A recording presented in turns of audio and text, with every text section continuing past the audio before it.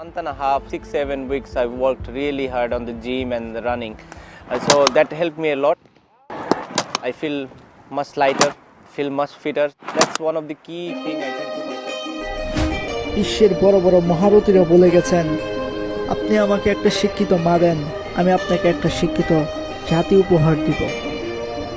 আর বিশ্ব ক্রিকেট বলে, আপনি আমাকে একটা সাকিব দেন, আমি আপনার সমস্ত রেকর্ড ধুয়ে মুছে সাফ করে দিব।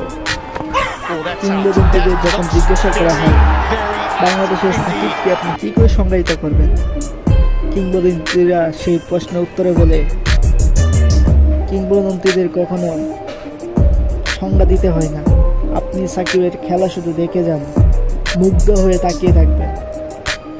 সেই যে সাকিব শুরু করেছিলেন 2007-8-এর দিকে, এখন পর্যন্ত সাকিব খেলে যাচ্ছে 14,000 রান, 700 উইকেট। এই সাকিবকে আপনি কীভাবে সংজ্ঞায়িত করবেন?